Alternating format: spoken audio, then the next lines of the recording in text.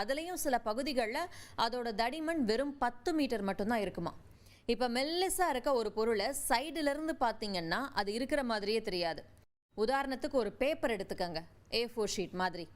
இப்போ அந்த பேப்பரை நேராக வச்சு பார்க்கும்போது பெருசாக அகலமாக ஃபுல் வியூவில் தெரியும். அதை நான் பக்கவாட்டுக்கு திருப்புறேன் அப்படின்னா ஒரே ஒரு மெல்லிசான கோடு மட்டும்தான் தெரியுது.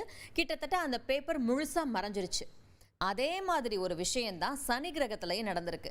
சனி கிரகத்தோட வளையங்களை நம்ம பக்கவாட்டிலிருந்து பார்க்குற மாதிரி சுற்றுறப்போ அதோட மெல்லிசான பக்கம் மட்டும்தான் நமக்கு தெரியும். அந்த சமயத்தில் அது மங்களாவோ இல்லை கிட்டத்தட்ட மறைஞ்ச மாதிரியோ தான் அந்த வளையங்கள் நமக்கு தெரியும்.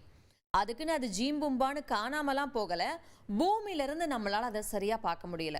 நம்ம ஃபோட்டோ எடுக்கிறப்ப இந்த மாதிரி வித்தியாசமான ஆங்கிள்லாம் யோசிப்போம்.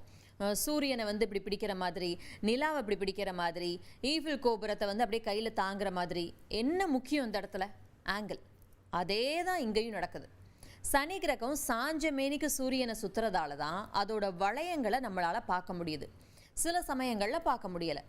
சனி கிரகம் 26.7 டிகிரி கோணத்தில் சாஞ்ச மேனிக்கு சுற்றுது அப்படின்னு சொல்லி பார்த்தோம். ஒரு முறை சூரியனை முழுசாக சுற்றி வர்றதுக்கு 29.5 ஆண்டுகள் ஆகுது.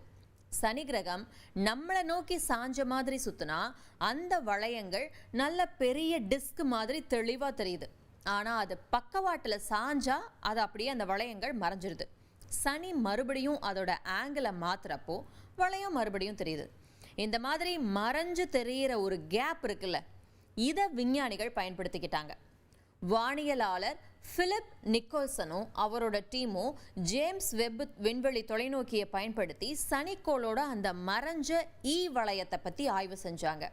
அதை ஏன் ஈ வளையம் அப்படின்னு சொல்கிறாங்க அப்படின்னா, சனி கிரகத்துக்கு ஒரே